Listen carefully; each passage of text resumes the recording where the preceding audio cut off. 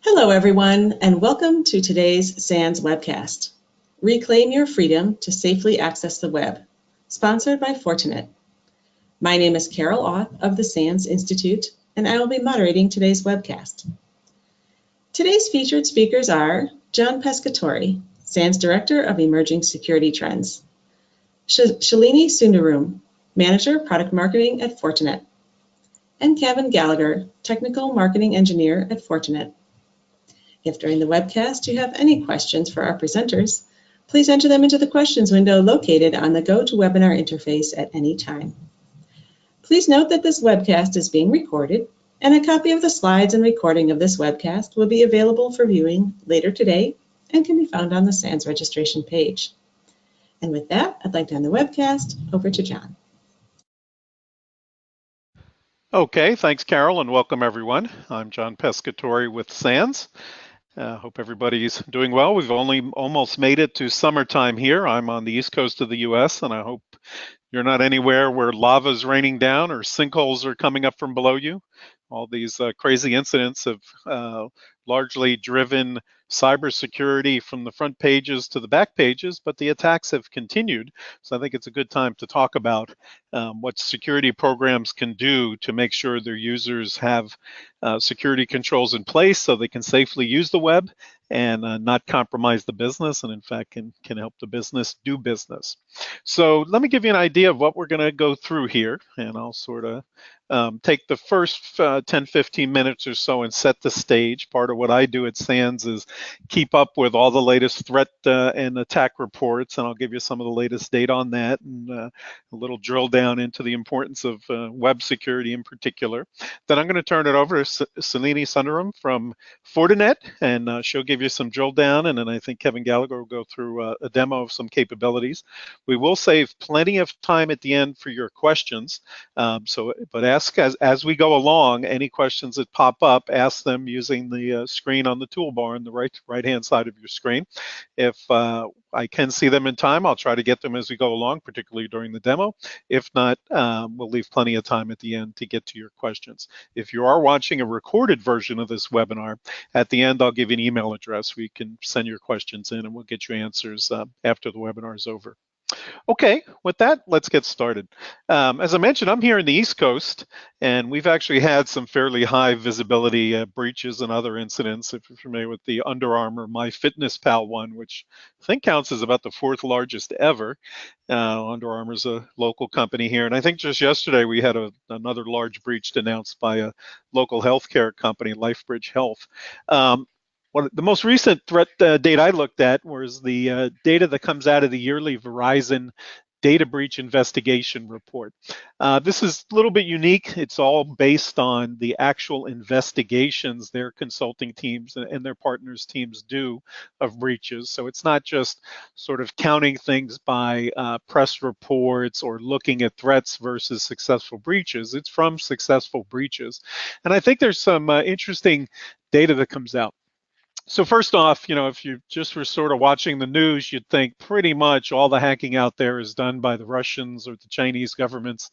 The reality is those numbers in real world attacks against businesses and government agencies only come out to about 12% of the total. You see in the upper left there, 50% of breaches are carried out by organized crime. And if you look in the lower right, excuse me, you see over 70% of breaches were financially motivated. So for any business of any size, the most likely incident after accidental and error type things, I'll show you some data on that next, malicious attacks are going to be financially motivated. Now, some interesting data that comes out of the VBIR this year, and it's pretty much been consistent, is about 58% of the breach systems were at small to mid-sized businesses. Now, if you look across the Fortune 5,000, probably about 58% of businesses qualify as small or mid-sized businesses. The bottom line is you're never too small to be a target.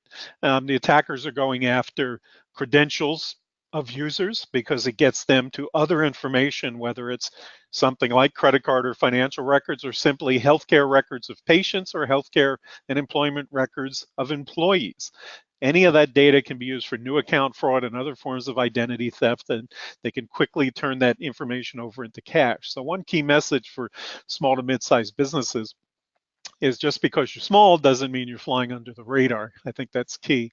Now, if you look at some of the other data that came across this, we've seen a lot of healthcare related attacks recently, past 2 years really, and a lot of that has been against smaller healthcare organizations or small breaches at larger ones. We had a breach, I think, around 12,000 records at Aetna, who's obviously a pretty big healthcare company. But what the attackers have found is it's not just credit card information or financial information, and in fact, some of that is getting better and better protected.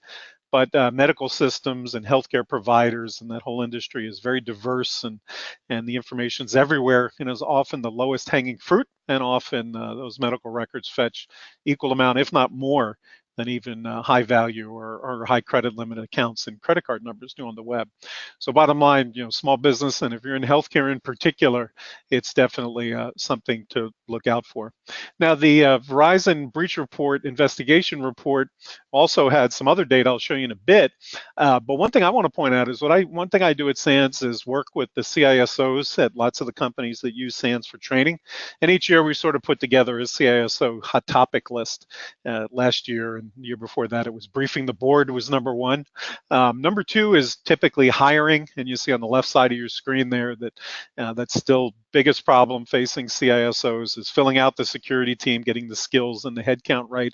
But number three, in fact, it's really pushed up to number two, is supply chain security.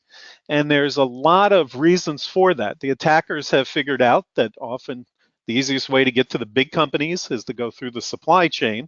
And we all probably remember the Target attack of a few years ago, where an HVAC contractor was compromised, and their remote access capability into Target is what allowed the attackers to eventually install malware on point of sale terminals and exfiltrate millions of records that ultimately resulted in the CIO and the CISO leaving Target, and huge publicity around that one. But more recently, there's been a long string of the attacks. So the larger companies are also beginning to put more pressure on their suppliers to make sure that the suppliers are staying up to snuff in security. So where last year and the year before, I was briefing lots of security program teams and boards of directors around straightforward things, breaches, what is ransomware, this whole topic of supply chain security has really moved up. So it means a couple things. Means to mid-sized businesses that their larger business partners or their big business customers are going to put more pressure on make sure they're secure before they choose you as a business partner. It also means the bad guys are definitely looking to attack you, to use you as a passageway into that larger company. So again, the attackers are already looking at the mid-size world as high-value targets. Now you have sort of the compliance regime side saying, okay, we see that, and we better amp the pressure up on our suppliers to be secure. Now, when you drill down to the next level into the Verizon data of the breaches, now they separate it into two things. Incidents is on the left-hand side. Breaches, where data was disclosed, is on the right-hand side. So you can see when you just go by incidents, denial of service attacks due to hacking, bringing down a website, or other straight brute force type DDoS attacks that cause denial of service. Those dominate by the number of incidents. But you quickly get down to where you see phishing and other types of attacks that were capturing user credentials and user passwords quickly move up the list. And I think if you look over on the right-hand side on the breaches, you see stolen credentials is number one, phishing stays there at number three, but you also see the sort of hacking tools that the bad guys use, RAM scrapers and backdoors and other things that get installed. So the most common path for that type of compromise to occur is either a direct phishing attack, where the user is tricked into giving away the credentials, or increasingly sort of a poisoned well or phishing hole type attack, where popular websites are compromised. Users are then either through phishing or other means directed to those websites, and when they land on those websites, the malicious code, like a screen scraper or backdoor, is downloaded, and now the bad guys own that machine. and away they go on the inside of your network. So I think I do also want to point out, if you look at both on the incident side and the breach side, you see lots of accidental things, especially on the incident side, misdelivery and loss due to error. Misdelivery is most commonly forgetting about the automatic autocomplete in email products like Outlook, where accidentally sensitive information is set many places that the user never intended it to go.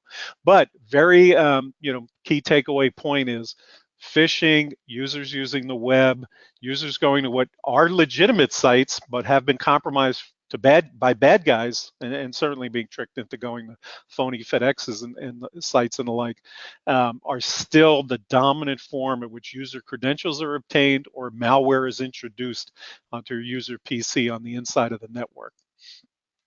So over the years, SANS has been a big supporter of what years ago was called the critical security controls, or the consensus audit guidelines. When it started in NSA, then SANS supported it, became known as the SANS Top 20. For the past couple of years, the Center for Internet Security has taken over leadership on the critical controls, and they just recently came out with version 7 of the critical security controls. And on the left-hand side of your screen up there, you see the way they're currently organizing them, which is a little different, but puts some very needed focus on some areas. So they have the first 6 in the critical controls. These are all sort of in priority order.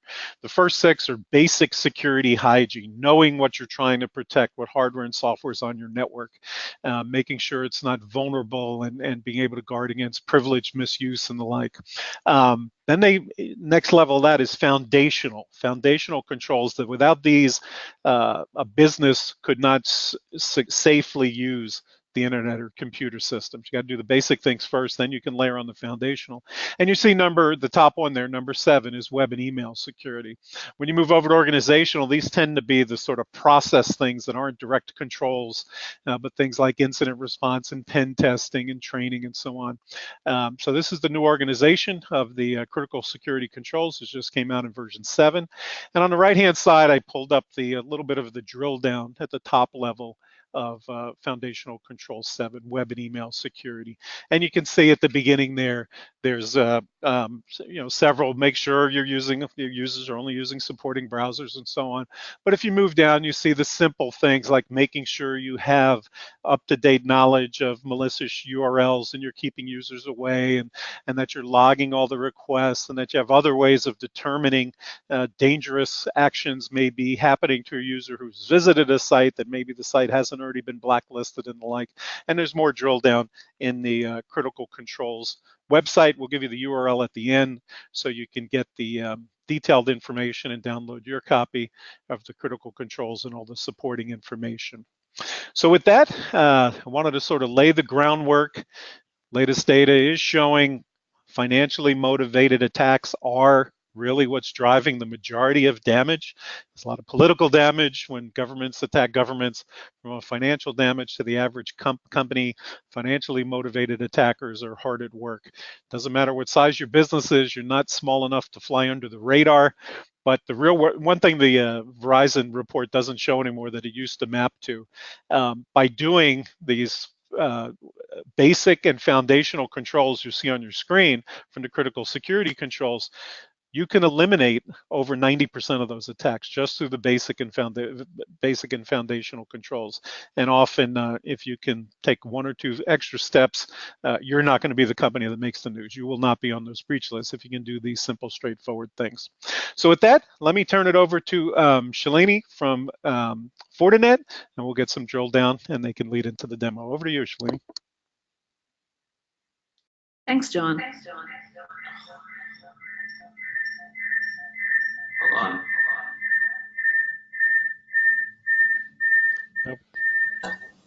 I'm going to go ahead and, yeah, okay, looks like. All right, I think now it's a little better. Yes.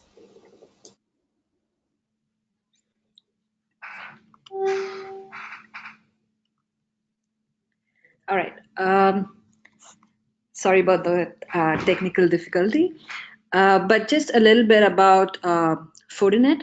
As you guys know, we're among the top 5 public cybersecurity companies in the world. Like you can see here, there are some details about the market cap as well as the billings in 2017.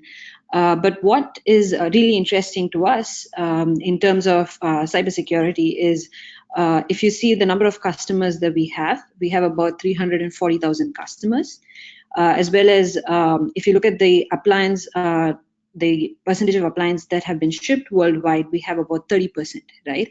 And what that actually means is that we have access to a lot of data, and we get to see a lot of activities that are actually happening in live deployments. So what we do with that data is we basically release this threat landscape report every quarter. And recently we released one in 2018 Q1. And I just wanted to highlight some of the malware trends that influence secure web gateway. I know John, he covered quite a bit, but I just wanted to cover just a couple of points about what we have actually seen in our customer base. So the first one is, if you look at this scatter chart, it actually shows you the exploit trends. And on the x-axis, you can see how frequent these attacks are. And on the y-axis, you can actually see the volume of these attacks, right? And the ones that you see here are, we've basically taken the different technologies, and we're trying to see which ones are most exploited, right? And as you can see, SSL as well as HTTP, they still continue to be the top technologies which are still targeted, right? So the thing that we're seeing is that, like John mentioned, we continue to see web being used as a major attack vector. One of the interesting cases that we observed is that if you look at Spectre, it's been receiving a lot of attention recently. But even though the attacks out there are just mostly, proof of concept or theoretical attacks, right? We actually saw a website post as the German Federal Office for Information Security, and they actually released a patch in quotes, right? And that was a way to lure more people to download exploits, right? So one thing to keep in mind is to make sure that you inform employees that whenever any new attacks are widespread or are receiving a lot of attention in the news, is to give them special attention, is to give them a special announcement saying that, hey, these are things that you need to watch out for and make sure you don't get duped. The other one that I want to show you is malware trends. So again, here, if you see, the biggest thing that pops out is that cryptojacking, we've seen like a significant increase in cryptojacking in our customer deployments. So last quarter, what we saw was that there were about 13% of the firms that were actually impacted by cryptojacking. But in Q1 2018, we observed that it's actually almost doubled to about 28%. And the other thing that we noticed is that the cryptojacking variants, they are actually getting a lot more stealthier because if you see earlier, it used to be pretty obvious that, hey, my laptop seems like really sluggish, so something must be off. Versus now what they're doing is they're trying to throttle the CPU so that you notice some amount of lag, but it's not that much for you to get really suspicious about. So as you can see, the major trends that we see is that especially with respect to ransomware as well as cryptojacking, wherever there's money, attackers are going after that.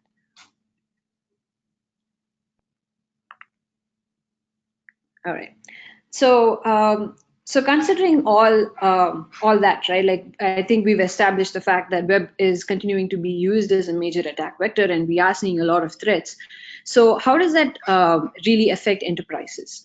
So I don't want to go into this in too much detail because I'm sure you already experienced these concerns. But this is what we actually hear from our customers. The first thing is, as a lot of enterprises are moving towards cloud, we see that there is a significant lack of visibility with that comes with encrypted traffic, right? So more and more enterprises do not have much control over the visibility of the traffic that's in their enterprise. And the second thing that we see is that customers usually complain that when you look at attacks in general, it's not really isolated, right? It's not just web attacks or email attacks. You might end up getting an email that has a link to a suspicious website. So they really want to find out if we can show them like a comprehensive view of the threat, so that it's easy for them to figure out where the root cause is, how did this get triggered, and what are the safety measures that they can deploy. And the third thing, like John mentioned, is there is a lot of difficulty in finding security experts, right? So one of the complaints that we hear is that considering all the new security technologies that come up, having to go back and maintain and have like one person dedicated to just maintain secure web gateway or dedicated to just maintain the next generation firewall, it becomes a difficult thing for several enterprises. So I wanted to introduce you guys to the Fortinet Security Fabric. So we actually did this about 2 years back. We started this effort 2 years back. And what we started seeing was that because a lot of companies are moving towards digital transformation, we expected that the perimeter of the attack of the enterprise is actually going to be shifting, right? And so the first thing that we wanted to target in terms of protecting our customers is make sure that we are able to not just provide them network security, right, but also provide them a broad visibility and protection to the entire attack surface. The second concept that we wanted to do was we wanted to make sure there's an integrated approach when it comes to dealing with advanced threats. Because like I said, sometimes there's your client might end up seeing something, but then you want to make sure that the next time at the network level, you want to make sure that it's completely blocked, even though there was only one client who saw it. The third one is an automated approach, where as we see more and more security technologies, new kinds of security technologies developing, as well as new technologies as such being adopted at such a dynamic pace, the only way you can actually scale would be is if you had like an automated response to any threat, right? So these are the three kind of foundations that we believed in when we introduced the Fortinet Security Fabric. But if you take that concept away and see what it actually means, it's basically a lot of different products that we have developed in-house, and we've basically built them from the ground up so that we know that when they interact with each other, they are meant to solve a particular use case, right? On the right, you can see the different products that we have. Like we have one covering the endpoint, which is the FortiClient. We have the FortiAP or the FortiSwitch that actually covers the secure access. We have FortiMail that covers the email vector. The FortiWeb actually covers web application servers. And the network, which is the most important concept, right? The one that ties all these things together is made up of our core next generation firewall. And what is unique to our next-gen firewall is that you can actually deploy it in an explicit proxy mode, so that you can actually deploy your next-generation firewall as an explicit proxy, right? So that way, the biggest benefit is that you're able to have the same console for your next-generation firewall as well as your web proxy. You don't need a new person to manage just the web proxy, but you're able to achieve the benefits of proxy as well as next-generation firewall.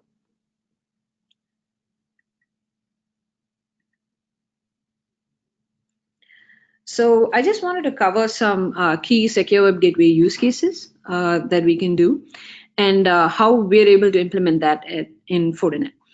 So the three key use cases that we are looking at is policy enforcement, advanced threat protection, and protection of branch offices and remote users. So the first one, which is policy enforcement. Here, if you see, we're taking an example of a user who's trying to access the web. So the first thing that they would hit is naturally the FortiGate. And the next thing that you would want to do is make sure that you're authenticating the user, right? So FortiGate itself natively supports a lot of different authentication methods like LDAP, Radius, as well as SAML. But you can also deploy it in conjunction with the FortiAuthenticator. And this is useful in cases where you have large deployments. So you don't want a bunch of FortiGates trying to all access your Active Directory. We can also do SSL inspection. With SSL inspection, one of the issues that many customers feel, and they are kind of hesitant to move towards SSL inspection, is because of the performance hit that it actually takes on the box, right? We actually have custom built ASICs. So when it comes to performance, we actually fare pretty well there. So we actually have a good price per performance as well. For example, recently we released one of our appliances, 500E, which is actually priced at about $7,000, but it can do about 7 gig of SSL inspection. And we also support the two types of SSL inspection, which is whether you want to look at just the certificate-based inspection or you want to do a deep inspection. We can do both. We also accommodate other issues that we've seen in turning on SSL, which is certificate pinning. So you would be able to exempt those sites which support certificate pinning. Similarly, sometimes customers are wary of deploying SSL because if their employees are trying to access personal websites like financial or healthcare, then you want to make sure that you're not inspecting all of that. So for all these use cases, you can actually have different exemptions, and you can make sure all that is taken care of. The next one is web filtering. So I've seen that with respect to policy enforcement, the most common use case is web filtering, right? And these days, it's become all about how do we stop the most malicious websites. And so it's rather than just focusing on, hey, we want to just block a specific category of websites. So what we are able to do is we're able to use our FortiGuard threat intelligence. It's made up of more than 200 dedicated threat researchers who are constantly looking at new threats that emerge, as well as looking at our own customer base and trying to gather useful insights. And based on threat intelligence obtained from their research, as well as what we see in other live deployments, and share that intelligence across all our customer base, we actually collect data from 2.8 million devices. So that's one of the major use cases that we've seen for policy enforcement. You can actually read more details about these on our website, where almost on a weekly basis we kind of give you a summary of the most common threats that we've seen with respect to application control, web filtering, IPS, and all the different categories. The second use case is advanced threat protection. We've seen that more and more advanced threat protection is actually becoming a very key component of Secure Web Gateway, right? And if you look at this diagram here, you can see that there's actually a lot going on. So the FortiGate is actually FortiGate, which is our next generation firewall, FortiMail, which processes the mail traffic, and FortiWeb, which takes care of web application servers. All these three can actually communicate with the FortiSandbox. We also have the FortiClient, right? The clients that are installed on the laptops or desktops, which can also communicate with FortiSandbox. So the way this works is we can start off with the FortiGate or FortiMail, where there is where we notice that, hey, there is some new object and some new suspicious object rather that's being downloaded either over the web or it's arrived as an attachment. And as soon as we notice that, we actually submit it to the 40 sandbox, and we obtain a result from the 40 sandbox. So one of the common questions that we hear is that sandbox might take some time to analyze the malware, right? So what happens in that case? So again, because we have like a very large customer deployment, we are able to share that threat intelligence across the entire customer base, right? So the amount of actual patient zeros that you would see across is really limited here. The other thing is we, apart from using just just the sandboxing approach, we also have like other things such as AV as well as static analysis of the code to kind of speed up the process. And if you look at the actions that we can take, for example, with the FortiGate, what we can do is we can actually quarantine that particular host. And the way we can do that is we actually have integrations with our switches as well as our access points. So we can say that as soon as we identify that there is a particular IP that's that has been compromised, we can immediately tell the switch or the access point that, hey, you have to not let any more connections from that particular device. And all this is automated, so you can just set up policies, and it'll just get kicked automatically without any manual intervention.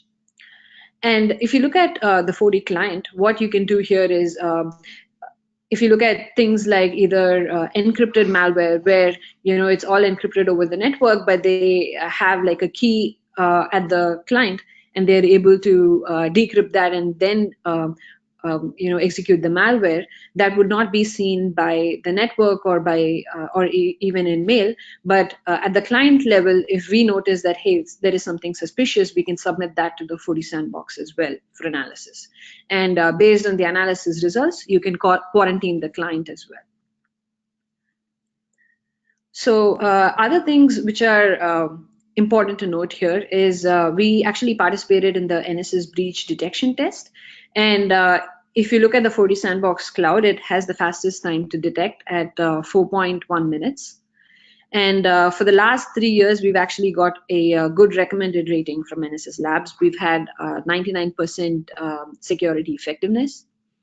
And when it comes to the total cost of ownership, it's also relatively lower. It's about 70% lower compared to the average of about $82 per Mbps. The third use case is where we're able to protect branch offices as well as remote users. So what we're noticing is that as enterprises move towards cloud, right, they don't want their branch traffic to be backhauled to the headquarters and to the cloud, right? That just increases the latency, and it's really not very cost effective. So what people do is they end up exposing their branches directly to the internet because it's much faster, it's more convenient. But the problem there is that you don't have sophisticated security at the branch office. So how do you protect them? So in cases like this, what we can do is we can actually deploy FortiGate in public cloud, say AWS or Azure, and the branches would then be able to talk directly to the public cloud. We also support multiple pack files, and this is especially useful if you have people working out of multiple branches, right?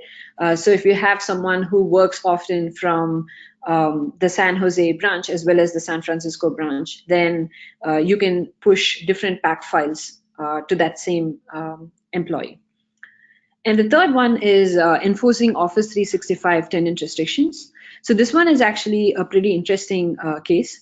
We are actually seeing a lot of customers, especially in Japan, trying to adopt this.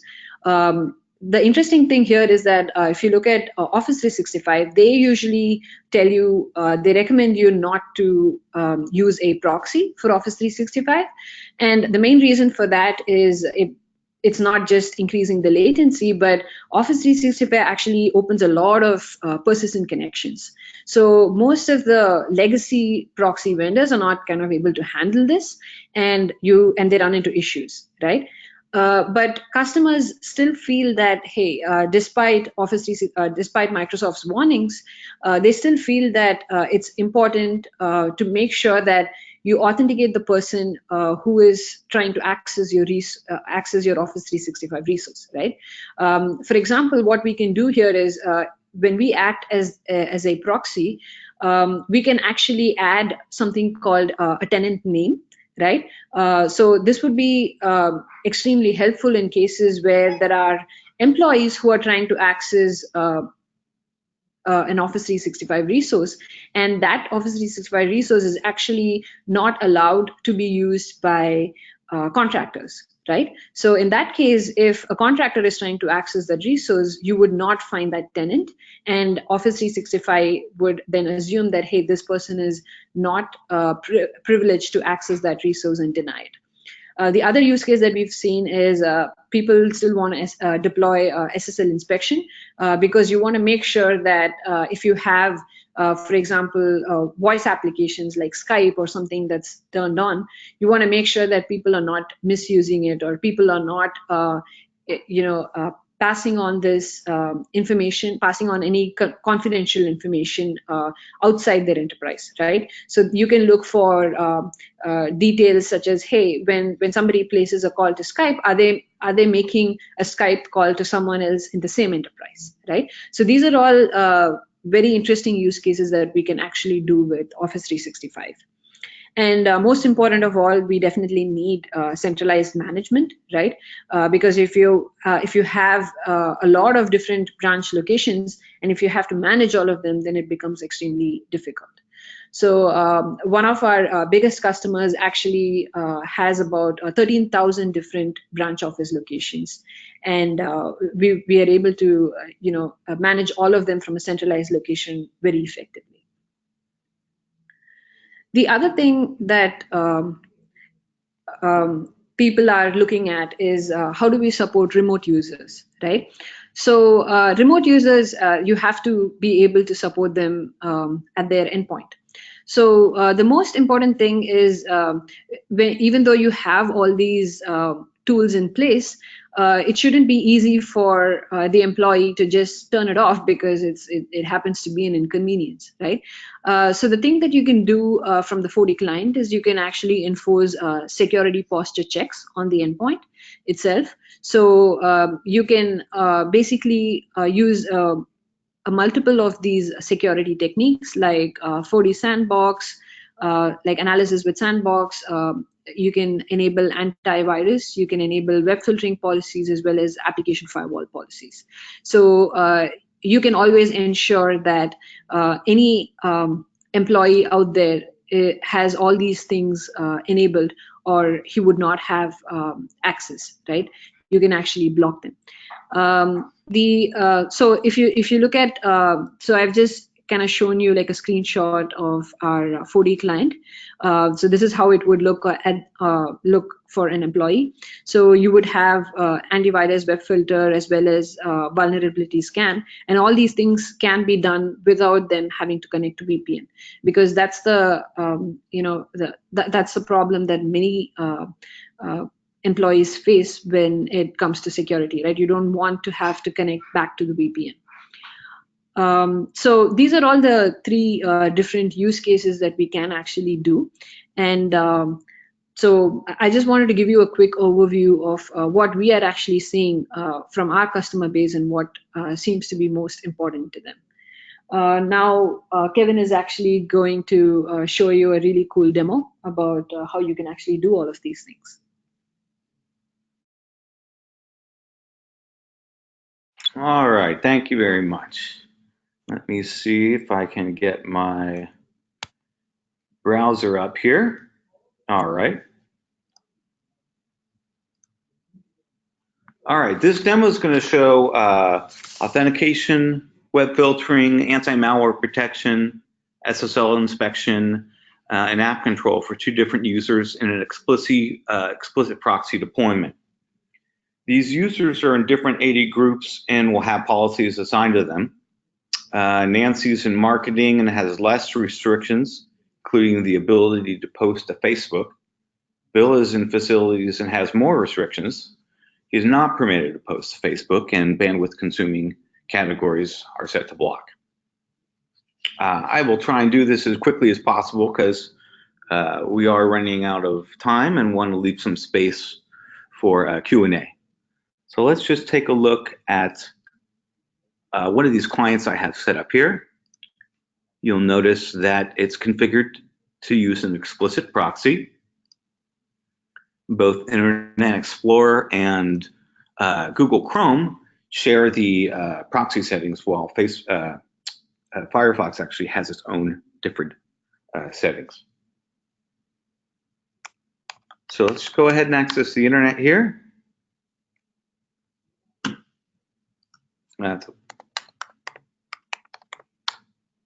Okay, having a little technical difficulties here because I'm not getting prompted to authenticate. But let's bear with me for a moment here. I'll show you guys some AV scanning, both in the clear text and with SSL decryption. The icar.org website hosts a sort of a fake virus file that you can use to test whether or not your AV is working. This is what the content of that file actually looks like, and virtually every major vendor will detect it as a virus. And they host it in several different flavors. This is HTTPS. I like to use the text version because it's just a text file, so your browser will render it right away, and you'll know whether or not it got blocked. So that's over HTTP. This would be over HTTPS. You notice that's blocked as well. We can also check the certificate. No, it's not showing up here, sorry.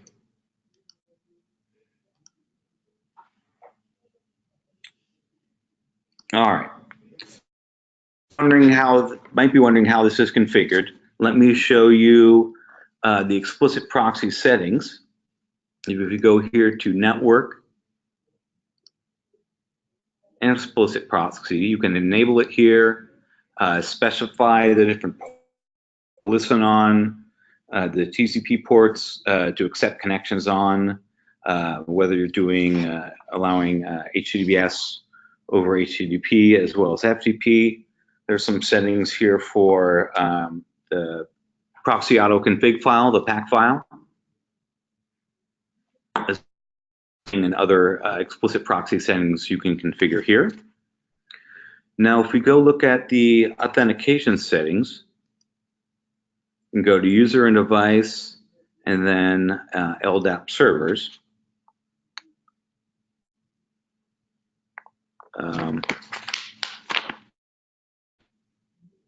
Sorry, folks, I'm having my LDAP server is completely gone. Okay. Well, let me go on to some of our security profiles. You'll notice there's a list view over here. So you can have different security profiles for different groups for web filtering. In this example here, we're talking about Nancy, who's in marketing before.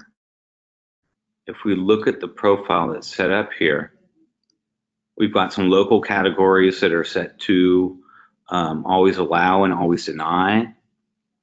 All the security risk categories are blocked.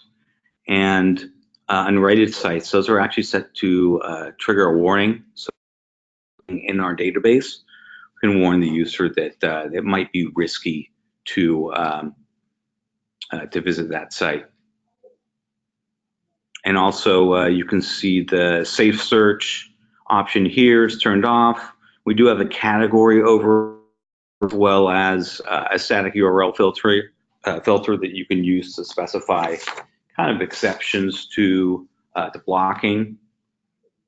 Let's go over here to facilities. We were going to show you Bill, who's a member of facilities. His has these local categories that are always allow, always deny. He's being blocked from adult mature content, bandwidth consuming, security risk, as well as being warned for unrated. And he also has safe search enforced. So for that particular user or members of that group, they would not be able to disable safe search on various different search engines. Let's take a look here what was set up for application control.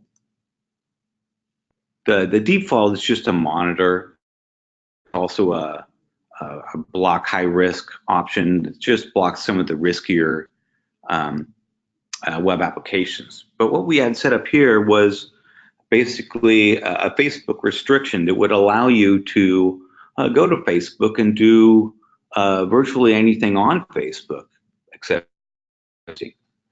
So any user with this profile would be unable to post on Facebook. Let's take a quick look at SSL decryption. We do a basic level of certificate inspection, as well as deep inspection, which you might consider as full inspection. What I wanted to point out here was the categories I have set up to bypass SSL inspection. A lot of companies will bypass shopping, health and wellness, finance and banking, brokerage and trading, and even some of these other categories like education. All right, let's go and take a look at the policy itself. That's going to be over here in the proxy policy.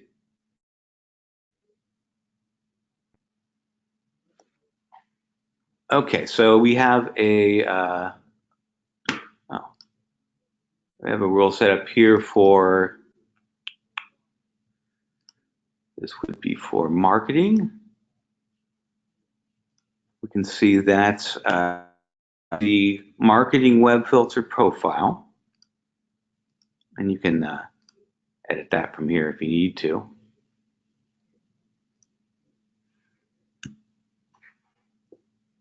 And they are using just the basic web monitoring, and the antivirus is the standard AV protection profile, while SSL inspection is the deep inspection here.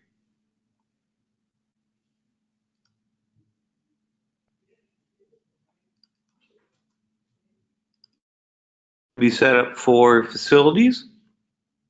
You see they also have the standard AV protection, but completely different web filter profile, as well as the application control profile, where they are restricted from Facebook posting. And lastly, let me just show you real quick how to create a new policy. So we could say this is any, or we could specify a user, and the service is the web proxy service. For antivirus, let's do this standard AV protection. For web filter, let's say we're going to set something up for sales. And for application control, just say we're going to block high risk. And for inspection or SSL, we'll go to deep inspection here. Log all sessions. Oops. Sorry.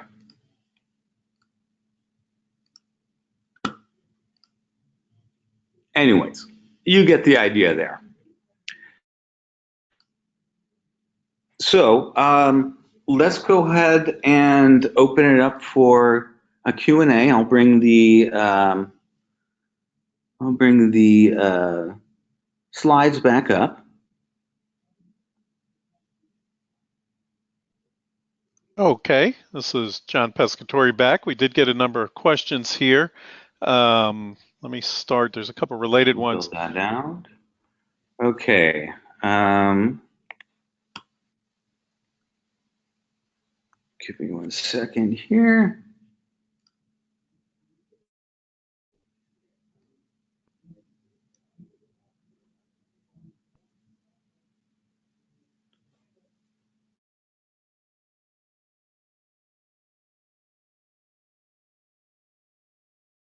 Hey, Kevin, if you could go ahead and pull it up on the Q&A slide, that'd be great.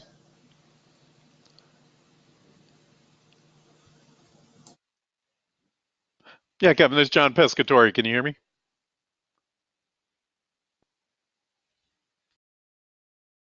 John, if you want to go ahead and click in and pull that up. Okay, I don't think I can. Let's see what happens here. Yeah, I don't think I can click in. And if Kevin can, Shalini, can you hear me? I think we've lost our audio to our Fortinet people, who the questions are for. I'll answer one here while we're waiting to see. Are you guys back? Kevin, can you hear me? Hey, John. Yes. Okay, we got a number of questions here. I think we can still get to. Couple are related. One is both of you, and I'll just toss it to you guys. Whoever's the right one to answer, jump in. One question you mentioned several times: explicit proxy mode. We did get a question. Are there other ways to deploy other than explicit proxy mode? That's a good question.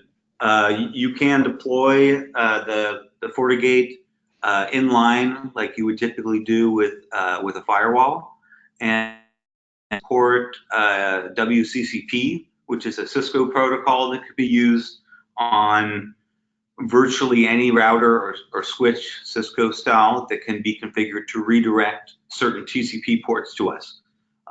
It's a very common technology that's been around for a very, very long time. So, proven commodity. Okay, so a related question is, if we're already using another firewall, can we use the Fortinet secure web gateway in conjunction with our existing firewall, in particular being able to do SSL decrypt? I missed the last part, but you can certainly use our secure web gateway solution with different firewalls, whether that be a Fortinet firewall or perhaps one from Palo Alto, other vendor. There's no reason why that wouldn't work. And you can still do SSL decrypt with that if you're using somebody else's firewall? Okay. Absolutely. And let's see, there was one that came towards the end. You talked about SSL a lot. I'm assuming SSL and TLS decrypt. It's not just SSL. Correct. So it's kind of outdated and generic, but well-accepted term for encrypted traffic. But it certainly is being phased out for the most part. Most websites are going to be using TLS 1, 2, or newer, which is supported. Okay, you mentioned a little bit about application control, but we had a question. Do you do DNS filtering and application control? It's a good question. I did not show it, but we do support DNS filtering as well. The only little gotcha there is we have to see the DNS requests and queries. So you would have to be installed more in a transparent inline or WCCP mode in order for us to do that. Yeah, and I think the key advantage with DNS filtering and web filtering, combining them together, is that you're kind of able to earlier if you know that the domain is suspicious, so you can block it at the DNS level. And if it crosses that, then you can do you can filter it at the web level.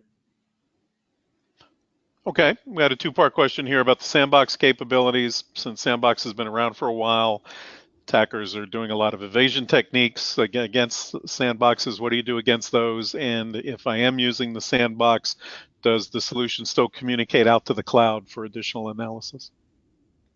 when you're using our sandbox solution, you can choose between via cloud or with an appliance or virtual machine. So you're either going to have it on premise or everything is going to be sent up to the cloud.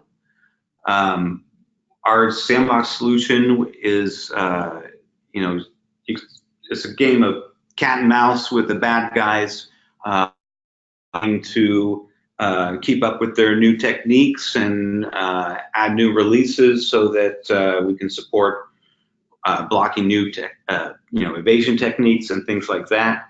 So we're constantly tuning the sandbox solution to better protect everyone. One thing that I did want to add is if you're an SMB customer, then what we actually do is we provide a FortiCloud sandbox service along with our next generation firewall. So that way you don't have setting up a dedicated appliance in your enterprise. But at the same time, if you feel that the load gets much higher as you're expanding your network, then you can always go to the on-premise option. Okay, there was sort of a related question there. You mentioned for branch offices, you can provide a software version of the product, runs on AWS or Azure and others. So that solution can also be used by, for the primary enterprise without an on-premise appliance. Yeah, we have a pretty flexible different form factors in terms of, a local on a variety of different hypervisors, or in the cloud in AWS or something like that. That's one of the things we actually really good at, is providing our customers a lot of different deployment options. And just to clarify, when I spoke about FortiSandbox Cloud, basically it's a cloud service that we provide. So you don't even have to spin up an AWS version of FortiGate. You can just directly, it's similar to a subscription service. So you would, and the objects will automatically be detonated in our cloud. Okay, with that, we're just about out of time. I did want to give everybody a list of some resources to get more information. The top one you see there is the thing I do at SANS, the What Works program, where vendors give me users to interview, and we go through the decisions they made and the products they chose and the results they got, and document it on the website and with a paper. SANS fires the next major SANS event here in the Washington, D.C. area in July, where you'll get lots of SANS training and be able to see demos of products from all the vendors like Fortinet. I mentioned the critical security controls. There's CIS's URL with those. There's Fortinet's URL for more information directly from them. If you are watching a recorded version of this webinar, you can send any questions you have, or if I just didn't get to your question here, send it to q@sans.org, and we'll get the right person to give you an answer as quickly as we can. So with that, let me turn it back over to Carol for some final words. All right, well, thank you so much, John, Shalini, and Kevin, for your great presentation, and to Fortinet for sponsoring this webcast, which helps bring this content to the SANS community. To our audience, we greatly appreciate you listening in. For a schedule of all upcoming and archived SANS webcasts, including this one, please visit sans.org/webcasts. Until next time, take care, and we hope to have you back again for the next SANS webcast.